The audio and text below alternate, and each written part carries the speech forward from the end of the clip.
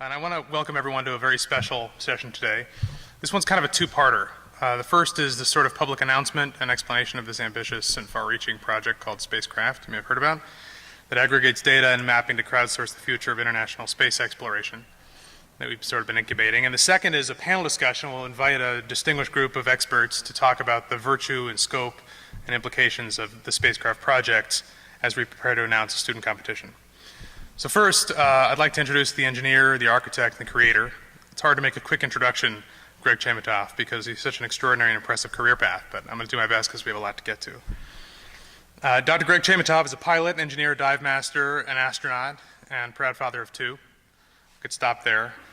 That's plenty. But with advanced degrees in electrical engineering, aeronautical engineering, astronautics, and planetary geology from Cal Poly, Caltech, and MIT, he's well decorated with awards, including the NASA Distinguished Service Medal, NASA Exceptional Service Medal, and was inducted into the California Astronaut Hall of Fame. He joined mission operations at the Johnson Space Center and helped to build the 3D big screen display at the International Space Station and Shuttle. He was invited to NASA's astronaut class of 1998, where Greg served as lead capsule communicator for Expedition 9 and worked on stabilization for the Hubble telescope, space station robotics, and spent 9 days 60 feet underwater as a crew member on NASA's extreme environment mission operations on the Aquarius Reef Research Lab. In 2008, Dr. Chamitoff served as flight engineer and science officer aboard the International Space Station for 6 months. During expeditions 17 and 19, he took shuttle mission STS-124 into space and STS-126 back to Earth. In 2011, Dr. Chamitoff served as mission specialist on the final space shuttle flight, Endeavour, which is now retired at the California Science Center in downtown LA. And on that mission, he worked on robotic arms and famously delivered the alpha magnetic spectrometer. Also on that mission, he performed 2 spacewalks, the last of which literally completed the International Space Station and was the final spacewalk of the Space Shuttle program. He's published many papers on subjects as varied as autonomous flight vehicles, self-guided robots, Mars mission design, aircraft and spacecraft guidance. He's currently professor of engineering practice in the Aerospace Engineering Department at Texas A&M, as well as the Lawrence Hargrave Professor of Aeronautical Engineering at the University of Sydney in Australia. Here he is, the guy who brought bagels into space and the most interesting man in the world, Greg Chamitoff.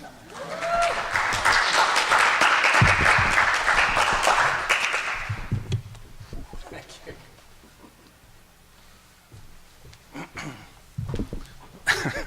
Thank you, Andrew. Appreciate that. I met Andrew about a year ago. We found we had a lot of things in common, a lot of exciting things that to talk about. So we really appreciate that you could be here today and do this with us. So thank you for moderating today. And also, I just want to thank the panel here. You'll meet them shortly. I'll do my song and dance, and then you get to meet the panel, and we'll go from there. So thank you all for coming. We're very excited to talk about this today. This program, this platform called SpaceCRAFT. I'll tell you a little bit about the inspiration for it. What it's all about, but as you can see, it's about trying to engineer the future of space and basically enabling everyone and anyone to contribute to the future of humanity in space. So that's the underlying vision for this thing. And this is a simple picture, but I just want to say it's kind of inspirational to me. This is the International Space Station around the Earth, and depending on how much you know about space travel, I never got this far away. Like, this picture is from much further away from Earth than I ever got. And I tell you, I spent 6 months living on that space station, wishing I could see this kind of view. See Earth in the rearview mirror and heading on out and exploring the rest of the solar system. And I'll say more about that. But anyway, what I'm going to do is give you a little bit of background on what my experience has been. It's kind of relevant to the mission here of this platform. And so this is a picture of what Andrew actually just mentioned. This is the very last spacewalk of the assembly of the space station. Just by chance, I happened to be on the spacewalk, and my colleague Mike Fink and he took that picture of me, which was fantastic. He's reflected in the visor. Unfortunately, I didn't get as great a picture of him on that spacewalk, which was my job. And but it's a great picture. I'm really lucky. But we knew we were going to be climbing to the highest point on the space station for one of the final tasks here. And we added the very last piece of the space station. There's the shuttle, nose of the shuttle over here. There's more hardware in space in this picture than there will be for a very long time, because the shuttle's 250,000 pounds, the space station's almost 1,000,000 pounds, and the next time we have something, next time we have another 250,000 pounds up there to add to the space station, who knows. So we had an incredible amount of stuff in space. We brought a really wide-angle lens so we could get this picture so it looks compressed.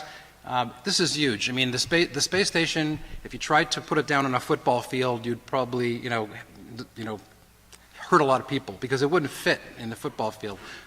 This truss is longer than the football field and the end zones. This is a football field across from here to here, but it's compressed with the wide angle. That's a European cargo vehicle, the Russian side of the space station.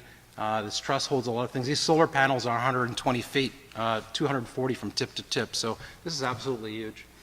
And anyway, we had this amazing moment where we basically declared the space station assembly was complete, and congratulated all the control centers around the world.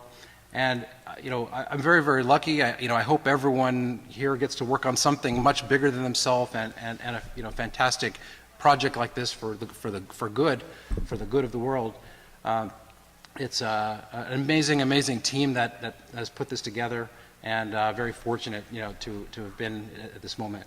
If you back up, 20 to 30 years, the space station was just PowerPoint slides. That's the way we were working on it, and now here, okay, it's another PowerPoint slide now, but it's real. So I just want to back up and tell you a little bit about my path. So I grew up in Montreal, Canada. I was watching TV as a kid during the Apollo program. I think a lot of people in this room probably had the same experience. My dad was completely fascinated with space, and he was really fascinated with who those people were in mission control. Like, who were those guys who got to be those engineers in mission control? They had a great job, and my dad was, as an engineer, was really jealous. How do you get a job like that? And but this is me at the time, so I was about 5 or 6 years old, and fast forward many years, I was working in mission control. This is the new version of this. This is the control center controlling the space station. I got to be a flight controller there and a lead Capcom, the person who talks to the crew. Got to do that for many years, mission control. But the inspiration for me to do what I did, one of the big events was the launch of Apollo 11. So I just happened to be in Florida with my family on vacation. I saw the launch of Apollo 11, and that's me on the right, my brother on the left. And and another thing was very prominent, at this time, and that was Star Trek. So I kind of grew up on Star Trek, and I think combination of seeing this launch for real and watching the explorations and exploits on TV of the Enterprise convinced me this is really what I wanted to do.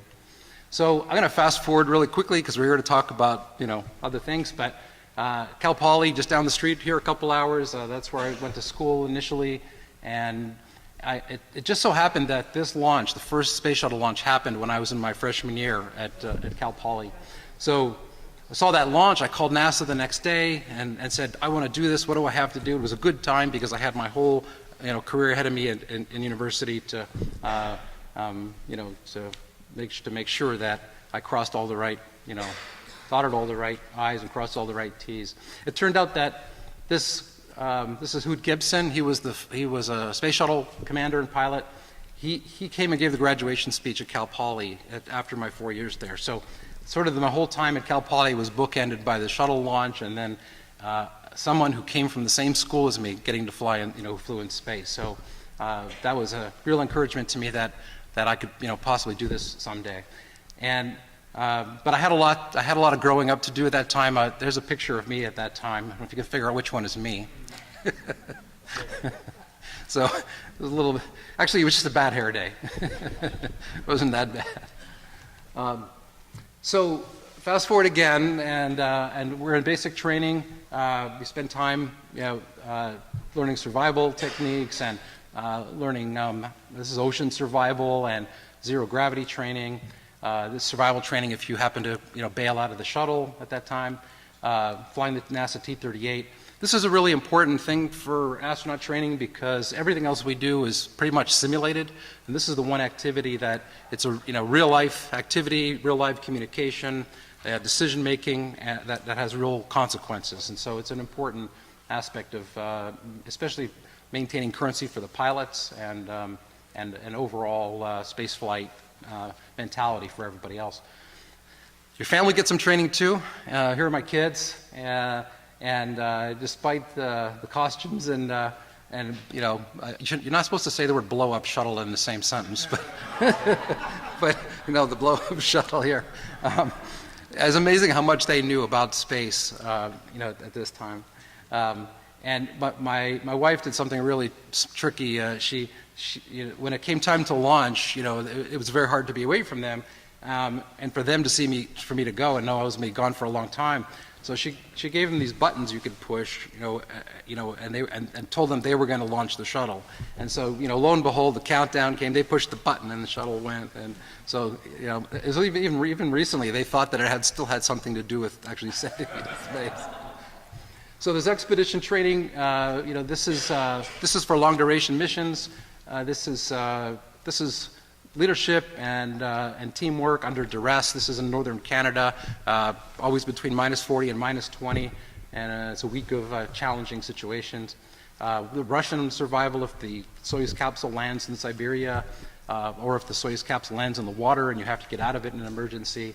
There's training all over the world because this is an international partnership with 16 countries, so all of the high-fidelity simulations are distributed in the different countries. Spacewalk training. And so fast forward to the first mission. This was first shuttle flight, and I was kind of the joke was I was basically but baggage on this mission because I was training for a long duration space flight.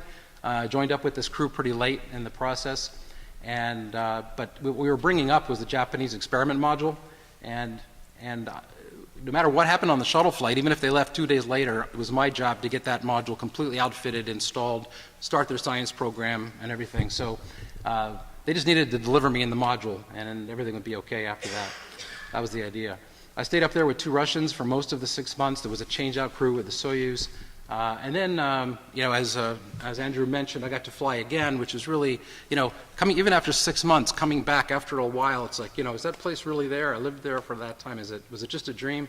Got to go back and live there again for another couple of weeks. This was the last mission of Endeavour, and we brought up a $2 billion cosmic ray detector on this mission, and we also performed these last spacewalks to build the space station. So that was the official picture. You got to have an unofficial picture. The Star Trek, I'm not the only one who grew up on Star Trek. The rest of the crew kind of had similar inspiration. But as you can see, we're missing something. We're missing a very attractive communication officer. Or attractive anybody, I think. So, all right. So I want to give you, we're going to get to the spacecraft program here, but I want to give you a little bit of sense of what it's like. This is a very, very quick version of a video on the last mission of Endeavour. So.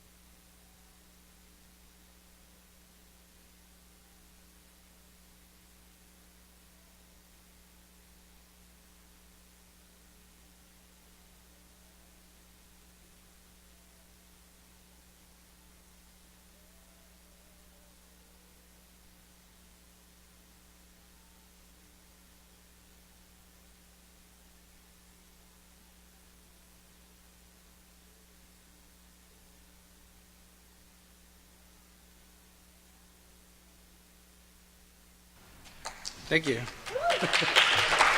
right. It's amazing how you can compress 17 days into 2 minutes. But so we don't have time today to talk about the science on the space station. Obviously, that's what we're there to do. There's 150 experiments running at any given time, and they have to do with looking up at space, looking down at the Earth, and dealing with microgravity and how it affects all kinds of things, biological, physical. But that's for another time. What I just wanted to show you today was just, okay, you probably realize we're not working all the time, and there's stuff that's happening when we're not working. Thought maybe I'd give you a little glimpse of that. This thing, can you guys see this? I don't know how that got up there. Okay. And we had to keep it really hidden in a closet somewhere. One time it floated out, and it's on the cameras that are going to the ground. But somebody brought this bunny head thing up, and whenever I talk to my kids, on the 2A video, I'd always start off, by hiding down below and bringing this rabbit head up, and it was great. But anyway, we had some fun up there. Let me just show you a little bit of what it's like to be up there and having a good time in space.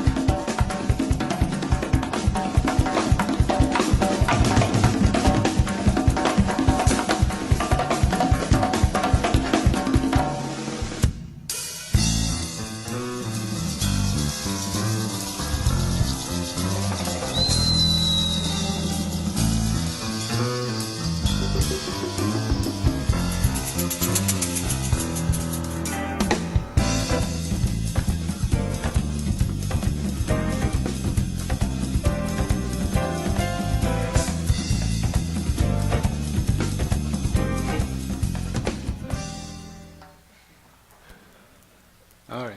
So I just want to wrap up this little segment here by showing you this picture. That inset here is looking out the window where this picture is taken. And I came here every night while I was on the space station. After saying goodnight to my crewmates, I'd go over to that window and I'd stare out the window, and this is what I would see.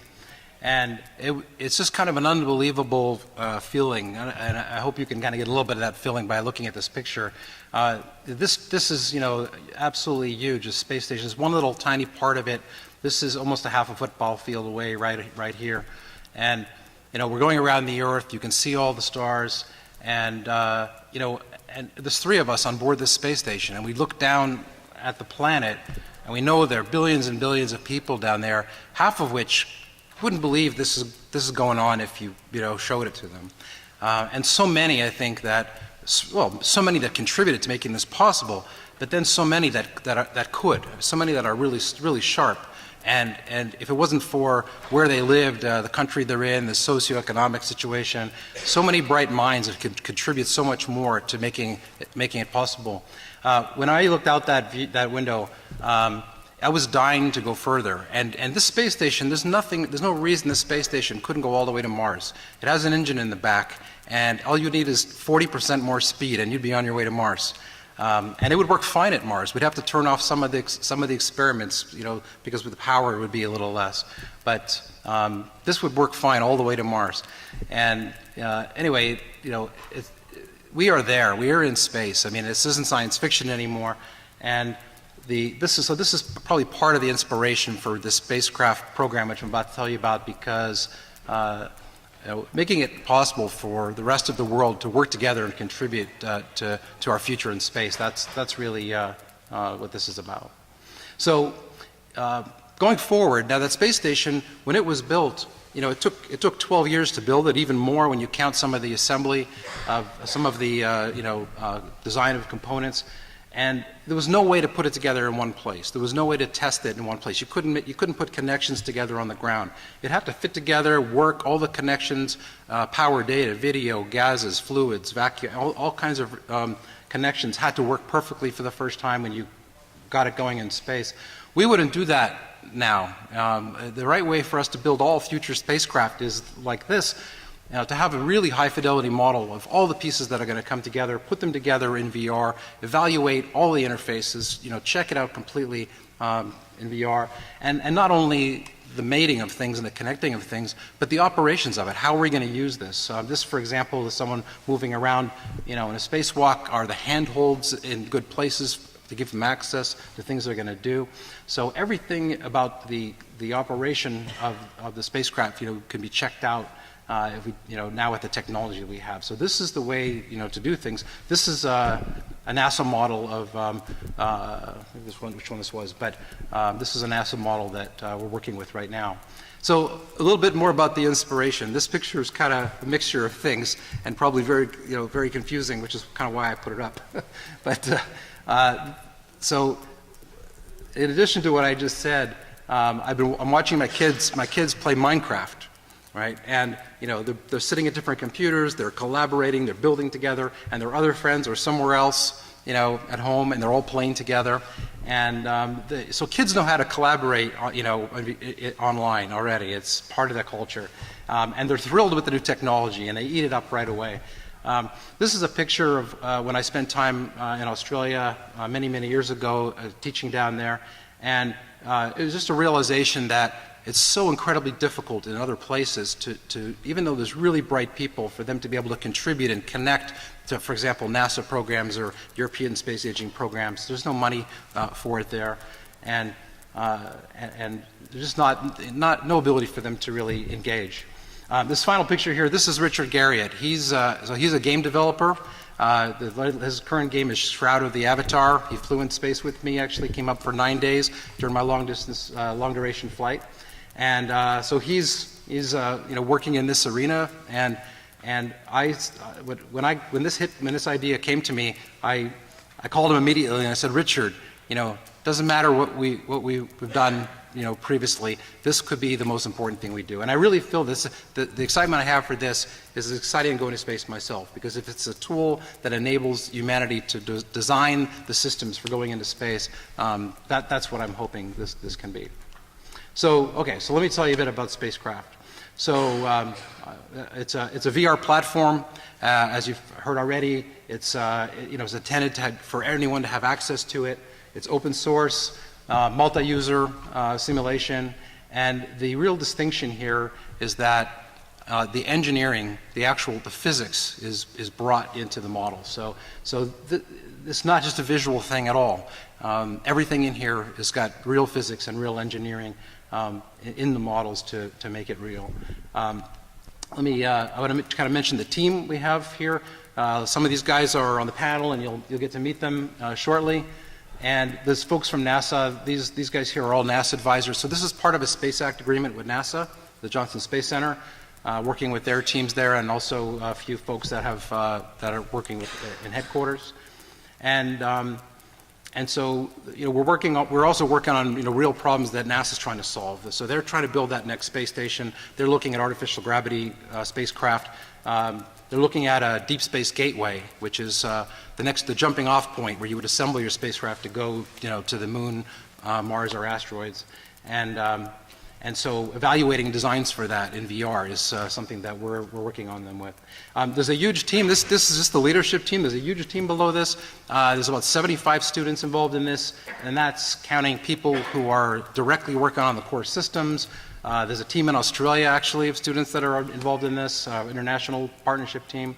There's students in senior design classes that are building Mars mission architectures, and so quite a group that's been working on this, and it's been going for about 18 months altogether. So to give you just a high-level picture of the architecture, very high level, you basically have this core, the simulation core, that pulls everything together, allows engineering models to talk to each other, and a physics engine which basically replicates the universe, right? So the physics you encounter in the simulation are the physics that you encounter in the universe, as best as we can model them, and using also the latest, greatest data.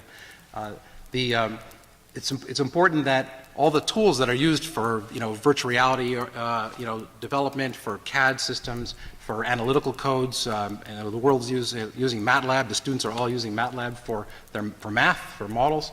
All these things have to work seamlessly with this. So a big part of our effort is making it possible for the tools that people use to develop their systems to be brought seamlessly into spacecraft.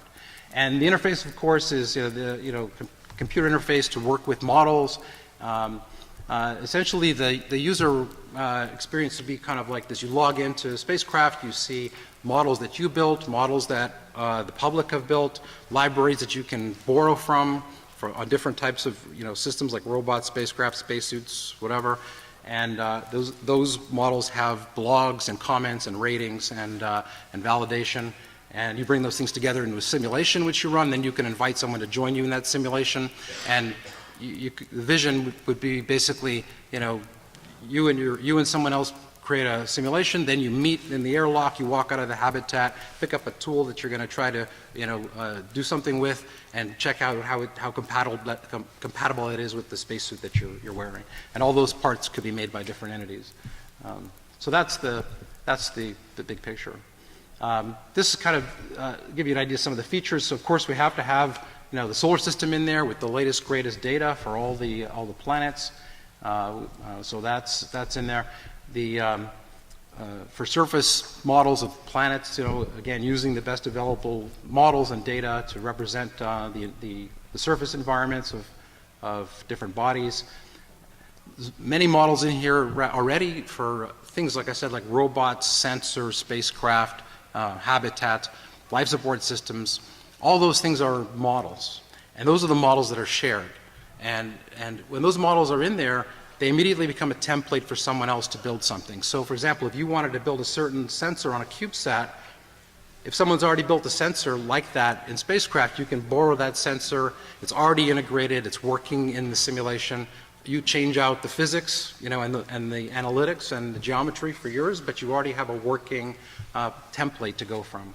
So things like robots like this and anything else that we put in the simulation become templates for people to build on very quickly rather than starting from scratch. There's also core analytic models in here. So for example, this spacecraft is flying through an asteroid field. It's being piloted. Someone's flying it.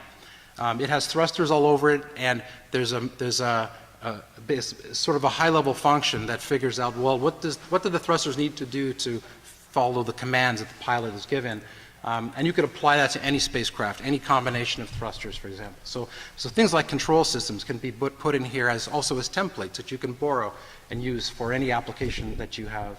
You just modify them for your needs. We need displays. When working with NASA, this is really driving us and to figure out if you're going to evaluate things in VR and monitor them. You need data displays. Not everything in there is visual. There's a life support system running and it's got lots of information. You have to monitor that. So how do you have displays? There's other kinds of displays as well. Displays that you would interact with for controlling the simulation. You don't want to have to leave the VR environment to change some initial conditions, come back in. You can have data displays that are portable. Those can have commands, menus, data, things like that. And then you can also have commands that control the simulation itself.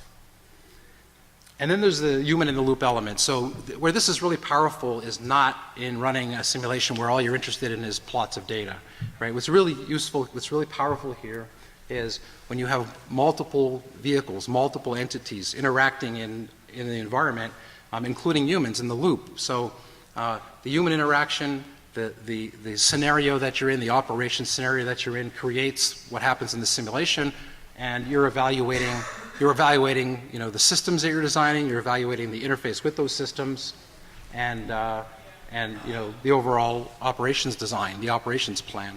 This is a really big lesson that we've learned at NASA. It's probably one of the biggest operational lessons that have come out of human space flight, is that it's really key to have the operations and what you're going to do feed into the design early. because otherwise you find out later that you're doing a lot of workarounds that are very expensive because the system wasn't designed to do what you actually need. So this allows you to do operational scenario testing of hardware involved in an actual mission scenario.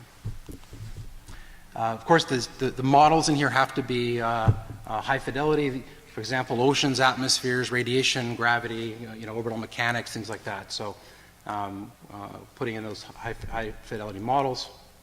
And you want to be able to interact with these models to do evaluation. So this is kind of like the example at the beginning where you're doing a spacewalk and you're evaluating this, are the handles in the right place? This is almost like a walkthrough. Does this design meet the needs for this particular operational task? And then there's some unusual things. For example, this is a spinning. On the left, you see a spinning spacecraft. It's kind of just a model. You're kind of in that room right there, and so that's the inside of the room. And this motion here is just to show you what's happening on us. You can visualize the Coriolis effect and stuff like that. But there are things like artificial gravity. We're looking at pulsars for navigation, satellite constellations for the solar system, many different things like that that are maybe more complex models and with different physics. And then this kind of shows a high fidelity model of a habitat, but this and by the way, these domes are transparent, but what's really going on here is there's stuff happening in the background. So this is not just a physical representation. Life support is running, thermal control is running, power systems are running, data is moving around. If people walk into the habitat, more oxygen is used, more carbon dioxide is generated. So the integration of those analytical models, with the visual is really the power here. So a couple other capabilities. So I mentioned having making it so possible to work with all the tools that people use to build models and to build analytical models as well.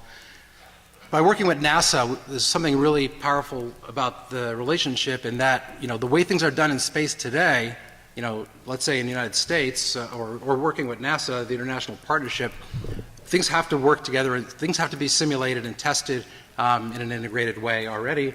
And there's a format for that. There's a way that those models have to be built. We're trying to make sure that spacecraft is compatible with that. So if Boeing has giant models of things that are they don't have to redo them to make it work with spacecraft. It's already going to work with spacecraft if it works with the way NASA is doing things. There's kind of this is open source, but there's a core that where the intellectual property is basically to make it all work and fit together. The open source is the model sharing. The world can put models in there, share them, combine them, work with other people, modify them, grow things, and so that's all open source. But there could also be a mixture of private and public models in here. For example, let's say two companies are working on a project. They have intellectual property. They want to use spacecraft to do their simulation, their testing, but they don't want to let out the information about what they've designed. So essentially, they can run their input-output models. They can use all the models that are in the public domain. So, for example, a sensor on a spacecraft, you could borrow the spacecraft, you could borrow an atmosphere model, you could borrow the orbital mechanics model, but you don't have to share your model of your sensor. And you can run your simulations. You could collaborate with other people in a private simulation and use open source and take advantage of that while keeping your models private. And who knows, in the future, it could be that if this all goes great, then there could be reasons why some of those companies may have really high fidelity models that they are willing to share, but only on a lease basis, or maybe can imagine if you have a really complex, amazing city, that's on another planet, it could be a fantastic STEM outreach thing, and that they may want to charge for admission or something like that. So there's a potential in the long term for it to be a marketplace for models. And the way this library works, as I kind of mentioned this, but these models are, there's a potential to validate the models and show validation with real flight data, which I'll talk about in a minute. There could be communication about these models, ratings, updates, and so on. And we've kind of done this in a way that we're not really tied to a specific platform. We are using Unreal Engine 4, but we've coded things up so it really kind of runs independently and treats that as a display tool. And so ultimately, it's kind of independent of the platform. So that's basically what it's all about. And what we really would like to ask you is, if there's an interest in collaborating with us on this in any way, here are the ways that you potentially could. One of them is share models that you have with the rest of the world. Those models become templates for things that people can build, and if you have models you're willing to share, that would be fantastic. You could be a beta tester for our platform, which we're going to need, but that's a little bit down the road, early 2018 perhaps. You can sponsor the competition I'm about to tell you about. You can also collaborate with us on VR capabilities that you have that should be in here that others will need. We already have a few different companies that we're doing that with, where they have a specific thing that is fantastic. They're willing to share it open source, and we're working with them on developing them. If you have something that we can use to validate our models, this may be applied to aerospace companies, for example, but it could apply to anything in the future. But if there's data, we're on a system where it's real live data, we could put your system into SpaceCRAFT, simulate it, and validate our models. So we know that those models are giving you, reasonable answers. So it gives the users of the models and the physics, confirmation that they can trust the output of this. And you can propose design challenges to the community, to the user community to go off and solve. So these are ways that you could engage. So with that, I want to make the announcement that we're going to run a competition, which is, you knew that already because it was part of the words and thing. Okay, thank you. Okay, so we're going to run a competition, a student competition. So this is, the STEM end of this. We want to run this at Digital Hollywood next year in May. And so I'll tell you a little bit about that. So let me give you a broad brush idea of what we have in mind. So we need to we need sponsors for this, and there's going to be a series of tracks, design tracks. And we have certain tracks in mind already because these are relevant things that are in the space community that are current topics. So one of them would be operational planetary habitats. Artificial gravity is a key topic of interest to NASA these days.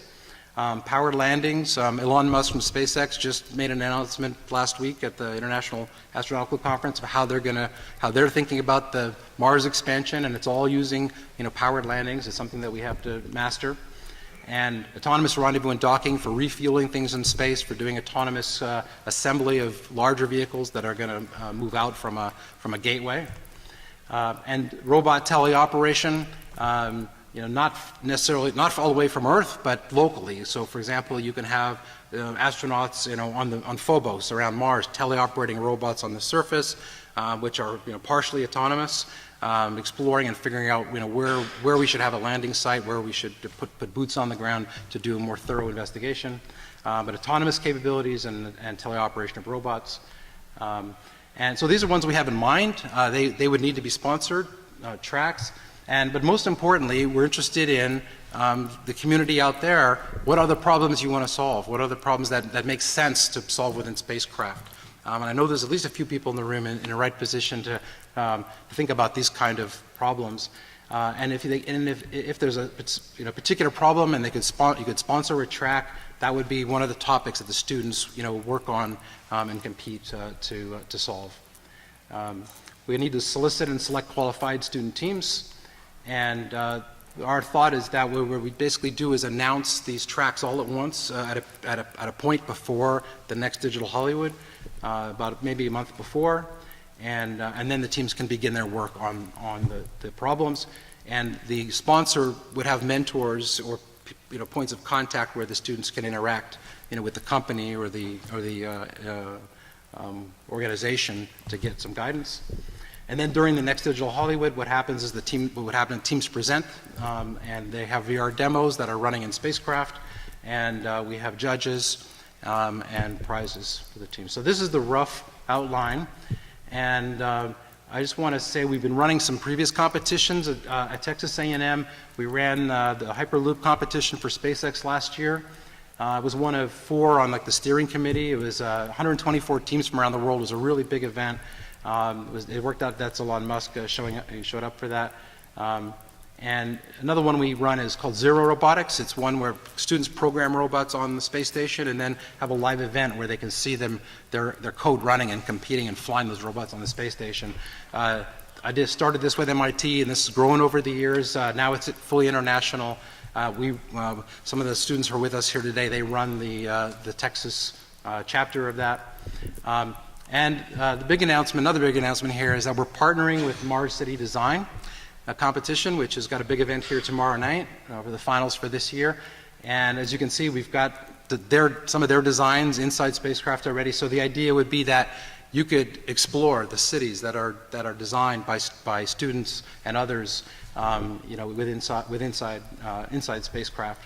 But that's one direction. The other direction is they're going to help us organize and run this competition. And so I think we have a really fantastic collaboration here. Okay, so I'm gonna stop talking finally, and we'll bring the panel up again. I just want to leave you with a couple of thoughts about the competition itself. So how can you participate in that? The things in white here are things you can do right now, and the things in yellow, not yet. So you could propose a topic for the competition. You could mentor teams later. You could be a judge or help us provide judges for the competition. That's a little later. Potentially hardware and software might be needed for certain teams or certain problems. You could join the steering committee for this competition and help us plan this out over the next several months. And you could also sponsor a topic team or the competition itself. Very important, each of those tracks need to be sponsored. And in terms of SpaceCRAFT itself, I talked about these already. I just wanted to put them up here all in one place. These are the ways you can engage with us already. The beta tester is only one that we can't start right away. So there's our email address, spacecraft.vr@gmail.com. If you're interested in, we're going to be here for the next, couple days, so you can talk with us and or email us, and so I hope you like what we're talking about, and we're interested to hear what you're going to tell us now and what you're thinking based on what we just told you. So, all right, thank you.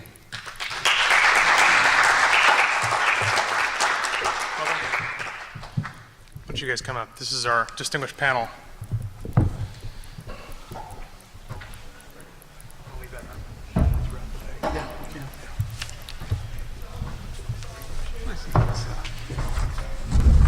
So we have a distinguished panel I'm inviting up. I want to try something a little bit different, and hopefully you'll indulge me on this. There are a lot of topics and a lot of ideas, and it's kind of a far-reaching, large-scope project. And I have an outline and a bunch of questions that I want to prompt, given some of the specialties and advantages of our group. But also, there are a lot of things we're still asking ourselves, and we're looking for a kind of a little bit of a commutative process. So if anyone has questions, feel free to raise your hand, and when the moment's right, we'd like there to be kind of an open exchange because we're open to your ideas and thoughts. I want to quickly introduce our distinguished panel. This guy, Greg, next to him is Naz Bedrosian, who's a SpaceCRAFT chief systems engineer, and he runs simulation research for a company that supports guidance systems and controls. And we'll get a little more into the specifics of what everyone does throughout the course of this. Next is Mauricio Cohen, and he's the technical lead for SpaceCRAFT, one of Greg's grad students. Next to him is Matt Butler, who's a senior VFX supervisor from Digital Domain, where he's been for 21 years. 24 years. Wow. An Academy Award nominee for Transformers 3, Dark of the Moon, and has a long credit list which includes Apollo 13, Fight Club, Titanic, XXX, and other movies that you've heard about and seen. Also, Matthew has a degree in aeronautics and astronautics and is supervising a movie called Ready Player One. Next to him is Neil McHenry, who's another grad student of Greg's, and he's the SpaceCRAFT project lead. Next to him is Vera Miliani, who's an artist, an architect, a filmmaker, an author, multi-hyphenate, who's focused on creating a Mars habitat. She's president and competition organizer of Mars City that Greg was talking about, and is focused on increasing public awareness about space and supporting space-related startups in LA. And at the end is Joe Waskow, who does business development for SpaceCRAFT, an entrepreneur, a film producer. Congratulations on a movie coming out this fall, and is chairman of a group called Reality Based Group, which looks at improving customer experience in a variety of enterprises using data and market analytics. So a distinguished panel, and I wanted to start off with Mauricio and Neil. I don't know who would tackle this best, but I know you guys just presented at the International Astronautical Congress in Adelaide this spacecraft, and maybe you could talk a little bit about what you presented and what the response was, and maybe also kind of what else was at the conference that was related or not related. I can take this one. So I'm Neil, and we were in Adelaide just last week in Australia, and I presented a paper about engaging the public in spacecraft or in STEM education, and how to get students and the general public interested in coming up with new ideas to go to space. And either, for example, a lot of kids, they have ideas about futuristic space habitats and things, but they don't really have a medium to represent their ideas. And so when we were at the International Astronautical Congress over there, there was a pretty good response about a lot of educators and people that wanted to express their ideas, and but they didn't know quite how. And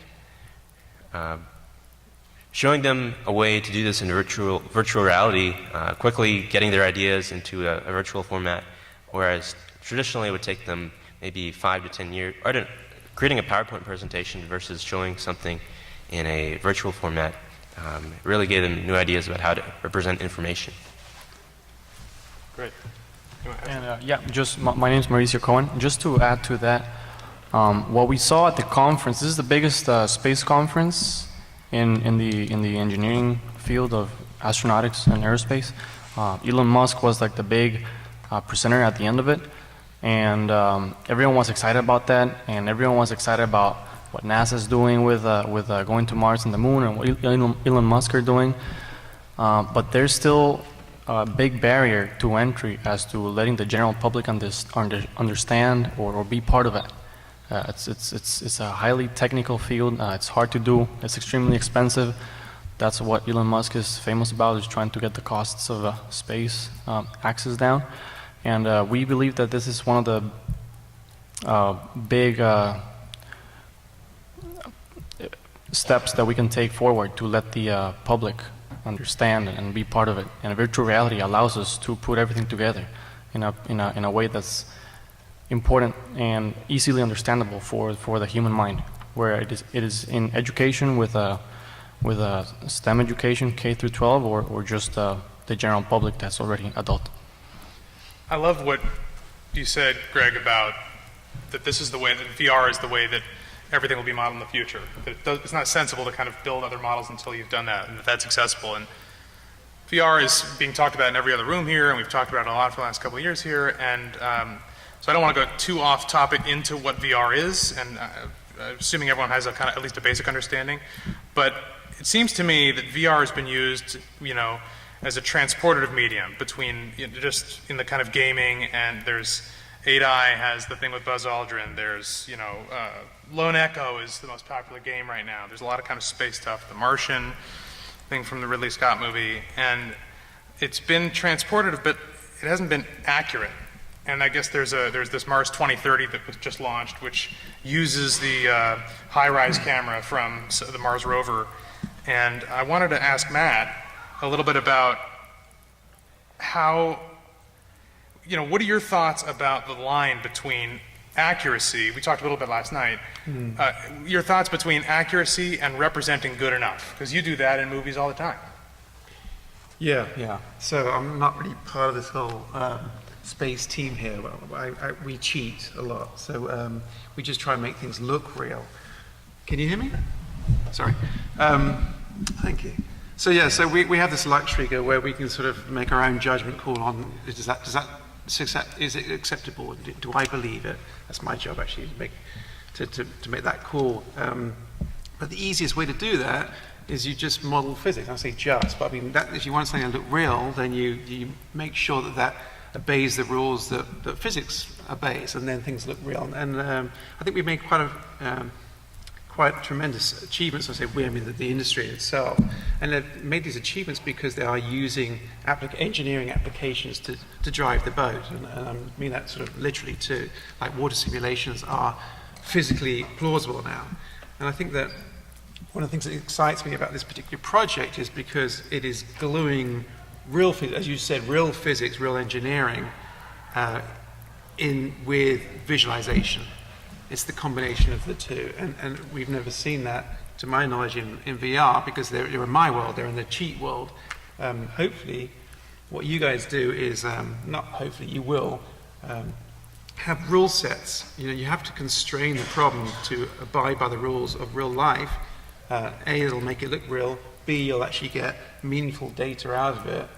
And I think there's something incredibly powerful about that, about actually being able to immerse yourself in it. Something you mentioned up here earlier, Greg, where you can do all these simulations and we can do all these very dry, clever results, problem solving, but I can't believe it'll be anywhere near as powerful as when you can fully immerse yourself and be there and experience it. So that was what I wanted to say anyway.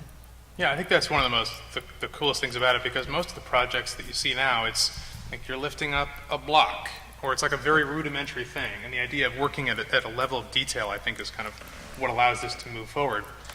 Naz, I wanted to ask you a question about, you've worked on simulating actual spacecraft for most of your career in that kind of simulated way, either distantly or just running models. What does that look like? Like, what does collaborating in simulations look like? What are the challenges? How does that work? Is that complicated? Well, to simulate the real world is very complicated. We were talking about a dust storm on Mars, for example. The real issue is, what's the consequence of your simulation? Are people's lives at stake? Are profits of the studio at stake? So that's where you have to decide where you draw the line. And let's say from the NASA side, we have to draw the line of whether it's really a binary world. Either you push the button and you launch something, or you don't. It either blows up or it goes. There's no partial credit. You can't pull it back. You can't just go 500 feet and say, oops, something's not working.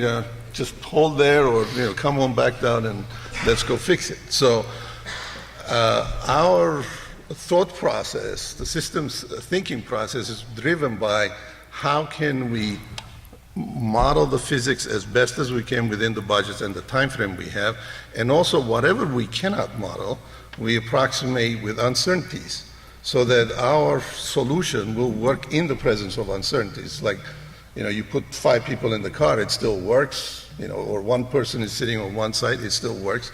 Those are the types of thought processes that go into coming up with a model that is relevant for the target, essentially, objective that you have in mind. So if you're talking about modeling and figuring out where the line is drawn, where is it safe? You mentioned before this, Greg, you mentioned the SpaceCRAFT agreement. And I don't know who's best suited to talk about this, whether it's you or Neil or Mauricio, but what is that, and what are the space protocols and the kind of ITAR stuff that what are the boundaries for making a product like this? I think about, like, in waterproofing, it's IPX, or in the military's mil-spec. What does that look like in the space industry? Well, I guess there's maybe different things here, but yeah, the agreement itself, enables us to work with NASA, have access to NASA data, to NASA models. It means we're really a partner, and we're able to work on something. But we have to abide by whatever is required to keep things contained. So, for example, I was allowed to show you a model here, of the Deep Space Gateway, but NASA's looking at multiple versions of that different companies are proposing and trying to evaluate them in virtual reality, and we're helping them do that. But the details we couldn't share. Now, I think you brought up the ITAR thing. I think that's a really good example. I think it's not impossible that you use spacecraft to. So ITAR, prevents. Do you want to explain that? It's the traffic in arms regulation, so that you can't. It's a national security thing. right? So if there's certain technologies that, that are not allowed to get into the wrong hands, and we're not allowed to share them, in a worldwide public forum. But there's also no reason you couldn't use that, keep those models secure while using the rest of the platform. So it's possible to do ITAR work with something like this. You just wouldn't be sharing those models publicly. So ITAR and Space Act Agreement is really more about allowances, and these other protocols like mil-spec IPX stuff is more about minimum tolerances. Does something like that exist? Oh yeah. So in terms of specifications, there's Right. So yeah, I mean, for human spaceflight, the specifications are stack of books nobody could ever get through. Even one of them. So that comes down to the company or the contractor that's designing something. They have to meet all of those specifications. So, for example, if it's something for human spaceflight, even tighter restrictions and tolerances. Right. So. I'm going to come to the competition I want to ask you about in a second, Vera, but first Joe, I wanted to ask you a little bit about the kind of scope of using an infrastructure like spacecraft for more local uses, because it seems to me that there's uses in the same kind of international collaboration here on Earth. We've got a lot of problems here. Yeah, I think that, once this vision's achieved and it begins, the collaboration is going to be awesome in the sense that there's going to be so many people using it and so much else, so many other things are going to come out involved from this. For example, a simple example from my point of view would be architecture. If you're building anything from an office building to a house, you'll be able to see different collaborations, different ideas from different people. You'll be able to see them come together and build on each other's ideas, which again is just something that virtual reality and this type of platform brings to bear. So for me, part of the excitement around this is once this begins and starts to evolve, there's going to be many other applications that'll come out of it. And that's part of what we're looking for from our users is what do y'all see coming out of this? Because we're focused on spacecraft, and who knows what else is out there with regard to visions that may be coming from y'all, and that's something that we're looking for input from y'all today, as a matter of fact. Are you looking, just as an overarching thing, are you looking to motivate students' interest in STEM and space, or are you looking at the actual application of correct physics and then its visualization, or maybe both? I think it's both. I mean, there's the concept of it being a super accurate model that's being used for research and science, and then that's a great thing for kids to have access to. Plus, there's the STEM part of it is also a little, in a lot of cases, easier to fund. Kids don't necessarily have to be steeped in physics in order to pursue it, correct? Right. So there's kind of several levels here because there's projects here that are at the graduate student level, right? Like very complicated projects and analytical models to develop to simulate something, and then there's simpler things that you can just do with it. So for example, if all the models existed and you were just trying to evaluate a scenario and whether or not you can do this task using this combination of tools, you don't need to have been the one to design the tools and the models to do that. And then there's the STEM element, and we think STEM is huge for this because the students who can't do that kind of work yet, they can see what the students a little bit older than them are doing. They can explore those things, and so I think as we create different things that are worth showing to students, and I think the Mars City design element is a fantastic example of that. I think when there's really cool Mars cities to go look at, students are going to want to go explore them in VR, and then they get excited about STEM in general, whether it's for space or whatever else. But we think the STEM possibilities for this are really, really fantastic. Also, I think that's why the idea of being in an immersive environment makes so much sense, because then there's sort of levels to what one can understand and kind of derive from that model. So on the topic of this of student STEM and the competition, the idea is obviously to kind of use the competition to disseminate the code and kind of see, you know, maybe cracks, but also kind of like demonstrate its purpose. And I wanted to see, Vera, if you could kind of talk a little bit about, you had a great example last night about the first year of Mars City, and there was so much interest in different topics with that, and I wanted to get you kind of tell the group about that. Love that. Yeah, so I think we're all here today to give, to brainstorm, but also to give us input of what you think will be an important subject to start with, because the Mars City Design Competition, for example, I mean, if you're here tomorrow night, we're just going to be next door from 6 to 9. We will show you what has happened in progress for the last 3-4 years. I did not expect that it was going to work, actually, because Mars was still too far for most of the people. And what happened is the first year, we don't want to limit the people's imagination. So I'm departing based on the fact that Mars and space is for everyone. Of course, I was in tears looking at your video, Greg, because I wish, you know, we all could access that, but it's not something that easy. And I think a lot of young generations who will be our next leaders, if they are not aware of that option today, there is all this technology, and this kind of competition will actually open the desire, and that will be their motivation to learn STEAM. Then, you know, they will regret it, like I would.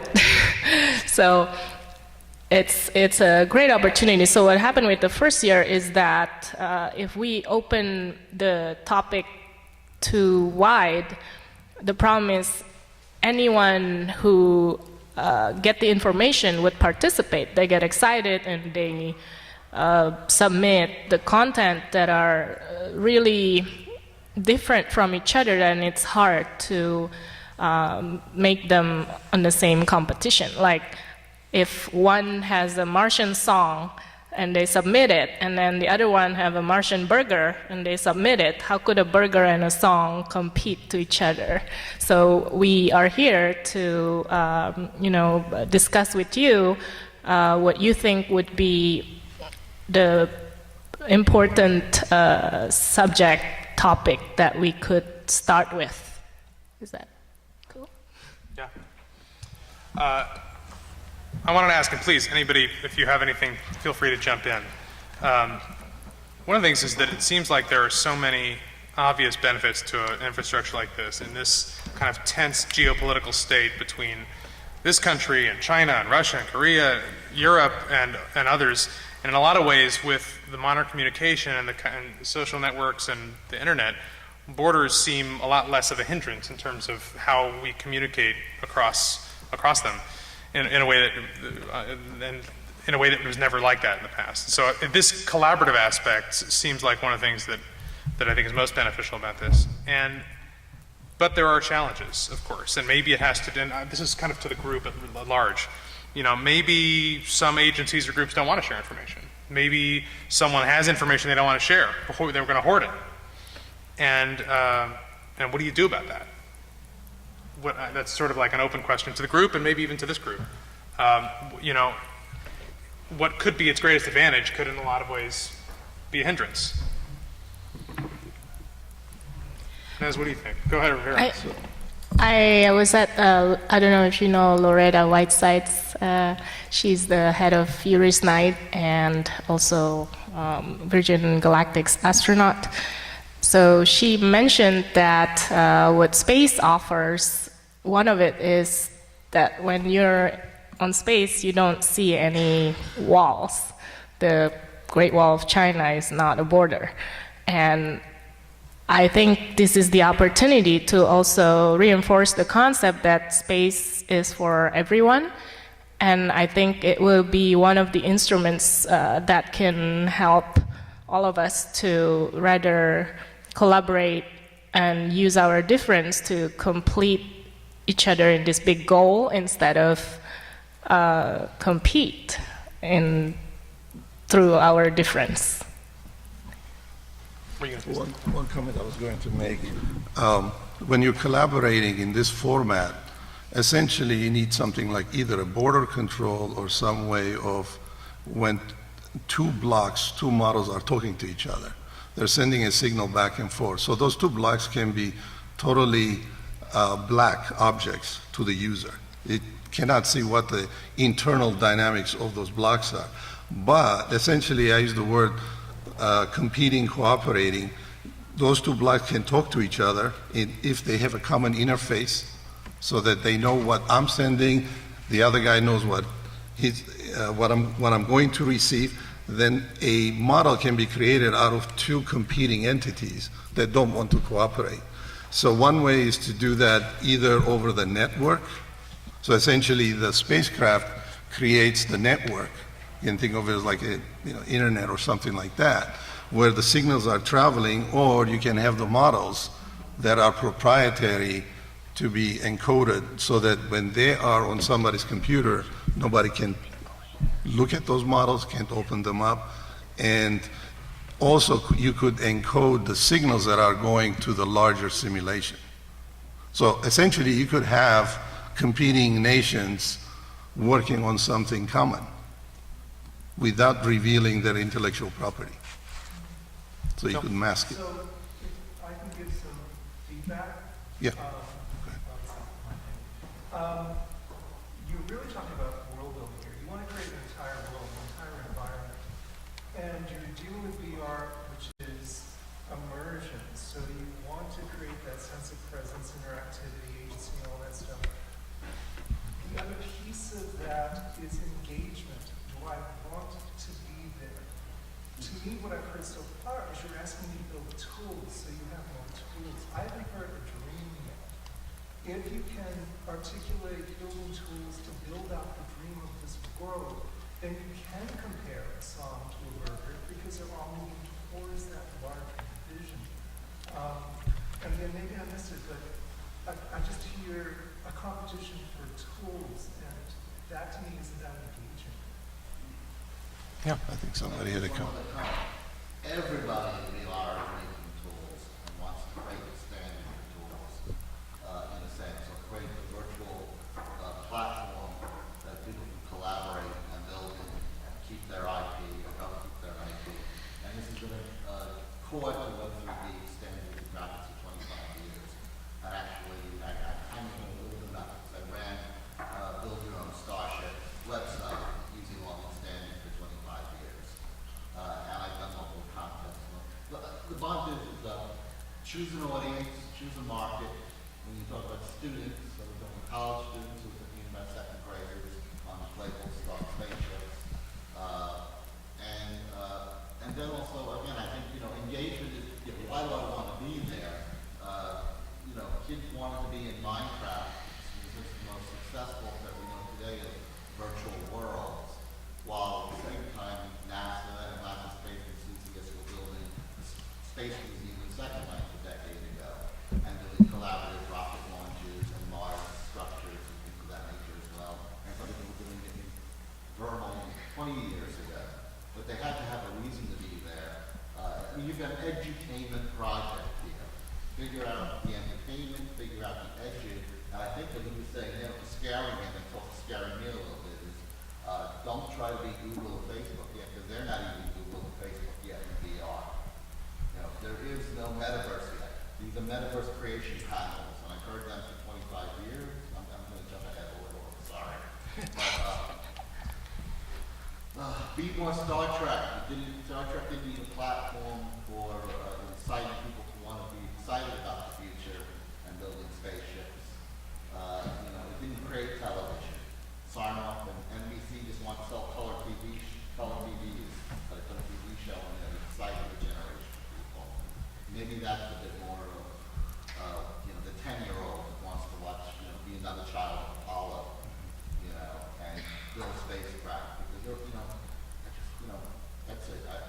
Don't build tools. Everybody else is trying to build tools. It'll just put you into a standard death march, no matter who your sponsors are, because everybody's going to want to monetize those tools, and they're trying to do it now all around us.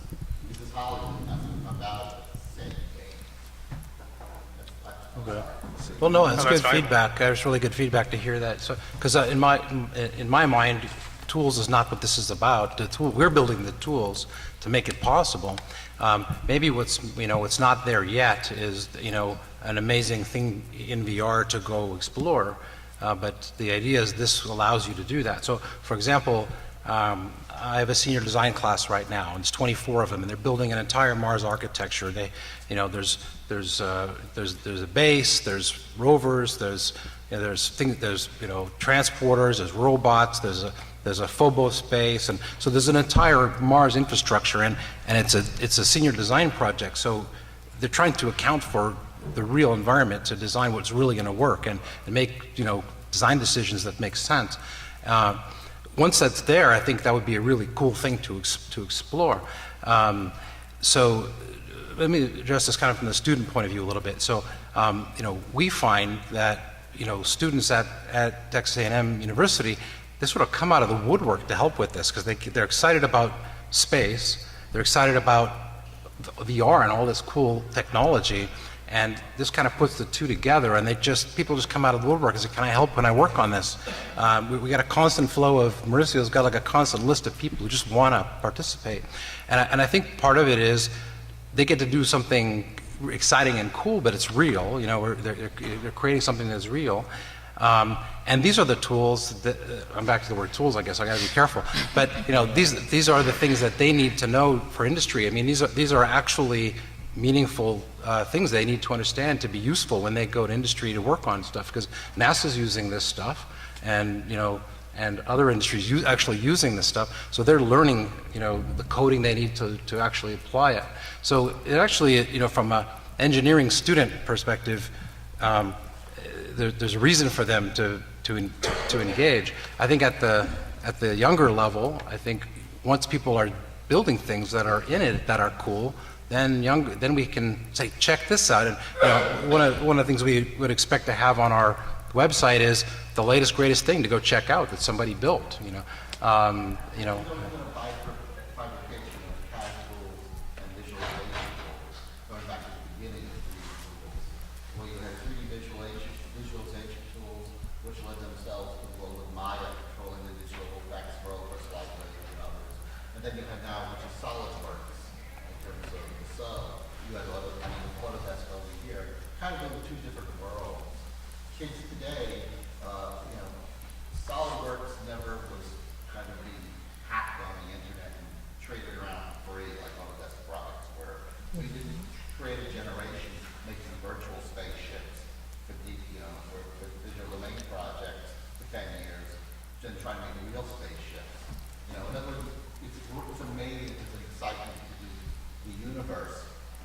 Universe science today versus mediaverse science fiction spaceships. Right. In X-Wing, I'm going to make an actual, docking shuttlecraft type of product. That's SolidWorks. That X-Wing was to be done in Blender by the kid without money, Maya with the kid with the craft. Right. Right. And then where those come together in this world, which is also what the metaverse has been struggling with, I can tell you, for 20 years. Right. I mean, I think there's one thing that hasn't really been mentioned is the idea of mapping, and how the idea of the collaborative aspect of the infrastructure allows there to be kind of a point-to-point connection where we're able to meet at a given space within the environment. And I think that's unique as I think about other things like, Project Holodeck and other things that are out there, and Bluescape, like that's what allows you to kind of connect. And the open source aspect, because I think one of the special things about this is that it is a commercial endeavor, there's commercial aspects to it and certainly profitability, but it's sort of across borders, open source. We're sharing, across borders what those products are, what those models might be. And I think that's part of the value. Well, that's the open standards movement, which, there's been natural space models in the XF and OBJ format for like 25 years, moving around corporations from the Navy to Viewpoint to Lost, to the warehouse to Lost. And people use those models over and over. They rebuilt them over. They did the second line with the bubble. Because again, they had an issue of, voxels now becoming the standard language of this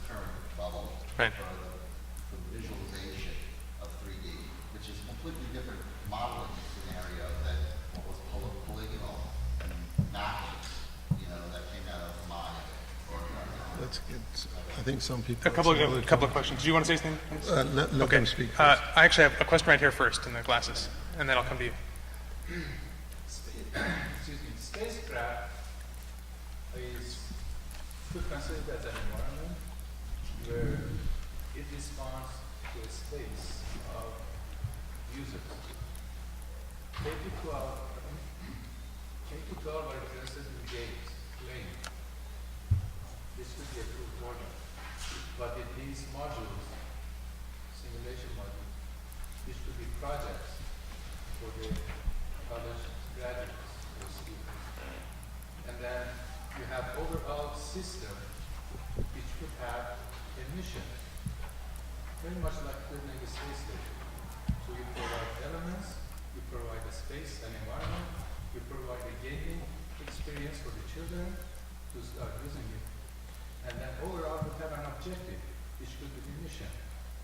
You just identify a mission, based on that you create an environment using the components, and then children would be excited about it, play the games, which would be the next generation of the astronauts. I think that gentleman had a question. Good I had a comment over there. Yeah, and then I'll come back to you. And then, This is a little weird, I think. Like, it's something I think it's a different sector altogether. Rather than concerning yourself, I mean, the idea of getting to quest-based missions and getting people excited, sure, that's always a concern, right? No one went to see Blade Runner. It's awesome, full of color, and nobody really cares. Because there's like this, we're drinking from a fire hose. There's so much stuff to look at and get engaged with it.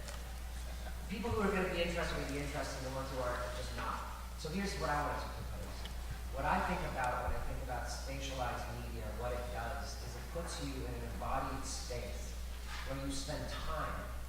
And unlike linear traditional media, where you've got a narrative, or you've got an objective, and there's something to do, it puts you in the feeling of being in a place, right? So I'm more interested in building a commercial airline passenger simulator where I sit for 12 hours in the fuselage and just watch movies on the back of the seat. So I can do things that I would normally do. I would maybe do some word processing or sleep or watch a movie and feel 12 hours in a plane, for real. And then come out of that and say, okay, that's what 12 hours in a plane feels like.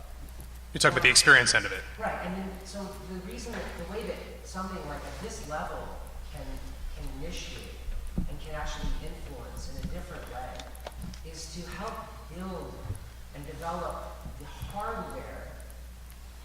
I said this was going to be weird. no, it's not. That makes an HMD something you can sit in for 12 hours or a year, right? Not this heavy, crazy stuff. It needs to come from the level of you guys to say, how do you put, or even around you, say, how do you put people in an HMD for an extended period to go through the mental exercise? And Peggy Wu and Jackie Moore know about building environments for Martian, simulation, like living on the planet and whatever, and seeing what it's like after a year. I've thought of like, how do we build a hutch, a survival hutch that will suck the humidity out of the air and turn it into drinkable water and deal with a hot climate, rising tides. I think that's great, I can design that, but what would it be like to live in it for a year?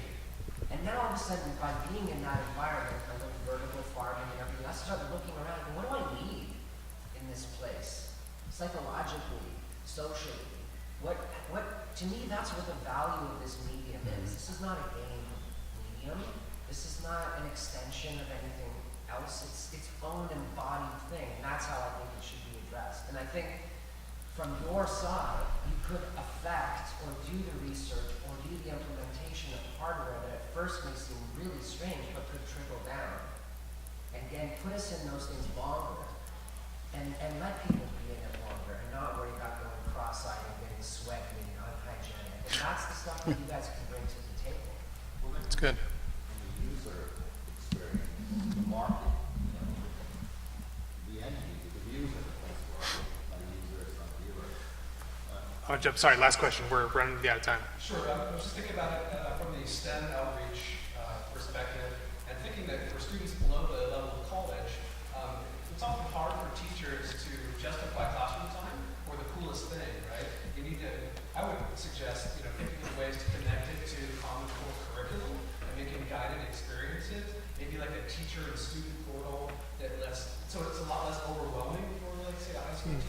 Are you talking about VR homework?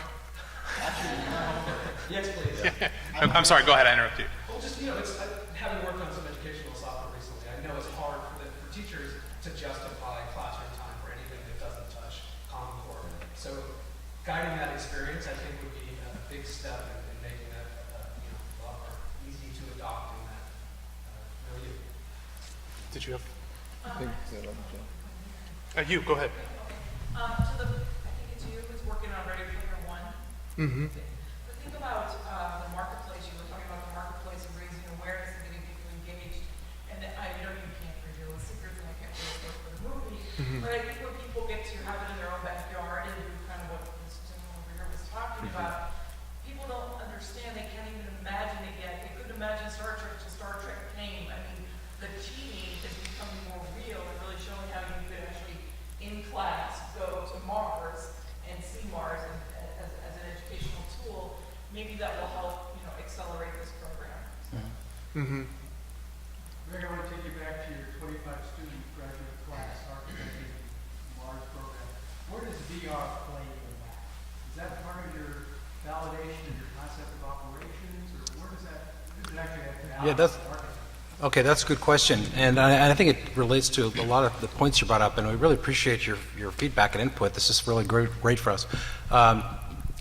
So, I think it relates to what VR is useful in this situation for these kind of things, right? And I think from my point of view, it's when there's an operational scenario, right, where you're looking at there's many elements, involved in in a scenario.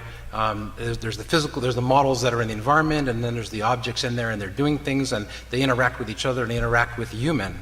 The human may be controlling something on panels or displaying something, or or be right next to something that a robot that's working next to them. That's where the scenario-based VR simulation is really helpful. That's where I think the real power of this is. And yeah. Doing it at that level with your graduate students? Yeah, I mean that's what we're trying to do. Yeah. And so I think you're valid. You're trying to. So you have a design. You have an operational design, an ops concept, like you said. You have hardware design, and you're putting it together in a planned scenario. It's like, how well do things work in this scenario? Does this really work, or do we miss something completely? And this tool is just not the right tool, or this robot needs a different arm than it has to accomplish what we did. Mauricio might comment on this. He just went to a Mars simulation in Poland, and the whole point of that simulation was to put all this stuff together and look at all the pieces and say, does this work? Does this work? Or do we have to go back and redesign the plan or the interfaces or the hardware? And so this is where I think the power of this is, and I think it does. You want to say something about that? Or okay, yeah, I'll let you guys. I was just going to say the secret sauce for Second Life and Minecraft is social, and I think your secret sauce is social. And then to go back to the topic of give us topics, psychology. How are we going to get 6 people together on Mars and they're 20 minutes, 40 minutes away from Earth? How are they going to live together for a long time without killing each other? Yeah, those would be, I would love to see those topics. Great. Of course, yeah. Yeah. Were you going to say something? I just wanted to say something real Kind of quick. at the end here, so final moments. Go Yeah. ahead. Oh, very quickly, just to tie in with like the operational scenario and like the Mars architecture with the experience side of it. Neil and I spend a lot of time using the headset when we're trying out our stuff, and we definitely get that feeling. When we've been trying like the space things, all the videos that you saw, we've tried them out for the longest amount of times, and we do get that human in the loop feeling that we're actually learning more than the math that we're putting inside. So there's already a lot of value to the human experience just from the videos that you're seeing. The problem right now is that headsets are pretty expensive, so it's not something that we can just give out like Oprah to everyone. But yeah, hopefully one day. And I don't think this environment, this domain is necessarily going to be the one to drive the cost down, unfortunately, because we have so much else to balance in terms of what our budget is. I think maybe the entertainment domain is going to be the one who's going to be able to reduce the cost. I think a lot of your feedback kind of relates to these tracks that we come up with for the competition and what makes sense to put in them. Maybe, for example, creating something that would be a STEM, guided tour thing would be, that may make sense as a track, as something that, relates more to STEM. Because we were thinking that those tracks would be, solving an engineering problem where the virtual reality environment actually has value in helping, the simulation. But there could be, as you guys have pointed out, it doesn't have to be space. It doesn't, there's a really wide range of things that this could apply to. But maybe, the diversity of the tracks, might be able to address some of the suggestions that you have. I just want to close with the idea that, it seems a little bit premature to have a competition as we're still kind of like, formulating what the concept is. But I come from the movie and commercial world, and we learn how to ski as we're already going downhill. And so I think part of the thing we're kind of learning is, in part of this conversation, and part of the reason of doing the competition in this way is to understand kind of like where the value is, where the breaking points are in the course of this kind of low risk scenario where there's still everyone can kind of derive some good value out of it. Go ahead. One quick comment was, we were talking about tools. I want to point out the key here is the network. So we're creating a network so that things can talk to each other, you can create the scenario. So that's number one. Number two is, in terms of we have to put the physics in there. So the example that the gentleman said, he wants to feel like what it's going to be like in Mars. So let's say we put a helmet on you, and the physics calculates what your oxygen percentage is. So the physics has to be right in order for you to feel that the actual experience. So that's one aspect that we're trying to put in there. From a aerospace perspective, this also gives us scale, so that this, because a lot of aerospace is custom designed, so you don't have to redesign everything all over again, right? Now that's the most important thing. And then lastly, it gives us access to a larger resource base. We can have people all over the world helping us on a project that we have a very small budget for, essentially, right? From a space-centric perspective, that's what I'm trying to get. The network effect is what's important for us, and getting the physics right is important. Then we can apply those to, let's say, if you want to, what does it feel like in 10 hours? And then, There's a technical network and there's a social network. That's true, right. Right, we're doing. Those two are usually diametrically opposed to each other for a long, long time. So I know, you mentioned physics. There's been two corporate players in physics. You mentioned the Unreal Engine and there's physics. Those two physical engines, other than custom code being written for film industry or Boeing for visual, they never reached out to the larger public, so that people were using what they could license who wouldn't work with them, which is why physics is Second Life or physics in Second Life. Physics in Unity are physics in Unity. Physics in Unreal are physics in Unreal. Physics being used to do the water motion in digital domains projects 20 years ago are physics being written for digital domain projects 20 years ago. There's never been that, maybe, again, the standard issue and the usage issue, the social networks have created the problem more than the technical networks. Try to blow that. Just Go ahead, Vera. Last word, I think. we can talk after. I think each person here is so important. I don't want to overstep your role, but I would like to invite all of you who are interested in joining this discussion, leave us your business card, and we can contact you. Your credit card is fine too, but just And there's an email at the bottom of the sign. Yeah. Feel free to email. so thank you for Thank you to our Thank you panelists. very Thank much. you guys. Appreciate it.